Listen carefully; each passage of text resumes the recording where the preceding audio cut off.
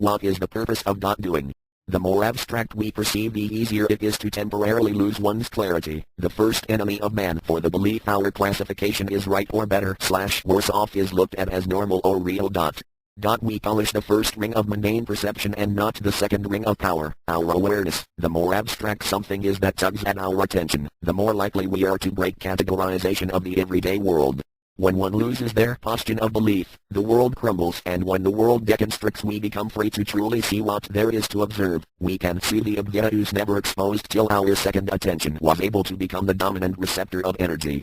That is when a person doesn't recognize their perception of an occurrence or experience, say a scary sound in the dark one doesn't recognize, as they approach the scenes are put together by the mind, and one may see or sense a dreadful or fear an unknown confrontation. The hair stands on end, the skin ripples and the body blasts an explosion of hormones, and those signals hide in one's perception. One may then see the scary unknown was not nothing but a kitty rustling in some bushes but an easily identified object or explanation.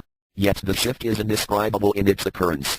Hence the inability to discern difference shatters the world, for we discover, we know only what the mind constructs. In the midst of confusion, our attention creates innumerable possibilities. If unwitnessed, the only answer is what we make it. The inability to form a coherent convincing reason, we collapse and we know nothing. Hence we never did. This abstract energy allows us to give in to possibility, only then does spirit take its form. Afterwards, the energy becomes visible, for we know not what we see. Nor can we describe what shows itself. The mind, body and spirit awareness connection are no longer linked. We enter another position of awareness, a lull in perception where time ceases and our measure is only that, a construct of movement and position of observation, a classification we rely on. A world we create from memory and experience to live in the daily world. Fear and clarity are illusions. Power is temporary and creates tyrants. Old age is the only guarantee, our death. As we give in to death, fear becomes clarity and old age becomes power. Our new power and clarity merge. As a newly recognized awareness we call the ego, we leave behind and become pure. Fear is like death, you lose all recognition, and know not who you are. The abstract is a little death, for you are lost in translation. The mundane realms no longer make sense and we must learn to function in a new world we knew not existed. Not doing allows us to confirm there is no right way to do anything, there is no correct interpretation of what things mean. For they only belong to that place of measure or position of observation that makes it a way. Giving in to spirit is releasing belief and becoming real.